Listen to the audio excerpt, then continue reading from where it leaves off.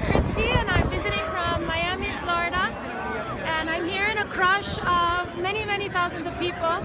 My name is Flannery Miguel, and I'm coming to you live from the March for Life here in Washington, D.C. We are marching. I'm Destiny with New Wave Feminists, and this is my daughter, Eddie. We went out to the march today because as vital as it was for us to have a consistent life ethic presence at the Women's March on Washington, we thought it was equally as vital to have a feminist contingent at the March for Life this year. I come every year, but this year is different. This year is more exciting because we feel like we have an ally in the White House. We certainly saw Mike Pence come out, and we heard him speak beautifully about the dignity of life. It's a beautiful day, a big turnout. I'm here because I want to support women, and I think that there's more than one way to do that. I believe in the rights of women at every stage, not just after birth, but from the beginning of conception. I would not have marched at the march last week, the so-called Women's March, because it doesn't represent all the women. I think it's strange to me that people equate women's rights with being pro-abortion or Planned Parenthood, because to me they have nothing to do with each other. Women's health is not a political issue to me, it's a health issue. We're waiting to go through. A lot of people this year showed up. And of course there's a lot of protesters. So why are you marching? I am marching for the rights of the unborn and for marginalized women. That's why I'm marching.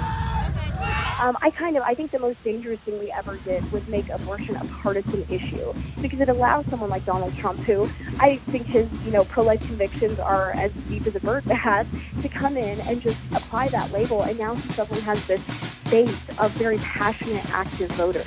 I actually did not like Trump at all until it came down to the last two candidates, and I'm not crazy about him, but I think that I'm less pro-Trump and more anti-Clinton would be the best way to describe how I feel. We don't just want to be against something. We don't just want to be against Planned Parenthood. We want to be for something and offering women, especially uninsured women like myself, true alternatives, life-affirming alternatives. Because just because we're poor or uninsured, we shouldn't have to be going to an abortion provider for our health care. Would I make all abortion illegal? No.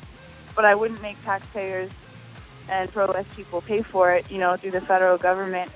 So I think people should have a choice in where their money goes. If we were to overturn Roe, I think we would just turn a bunch of women into criminals, because we haven't addressed the root issue, which is why do so many women feel like they must turn to abortion?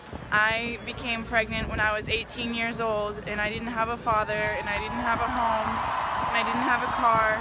And I believe what a lot of girls would have done in that situation is to have an abortion, but because of my values and my beliefs, I chose to give my son life, and I placed him in an open adoption, and that has been the best thing that's ever happened to me. If we can come together and focus on supporting these women so well that they make life-affirming decisions, I think that is the future of the pro-life movement, and that will outlive any administration.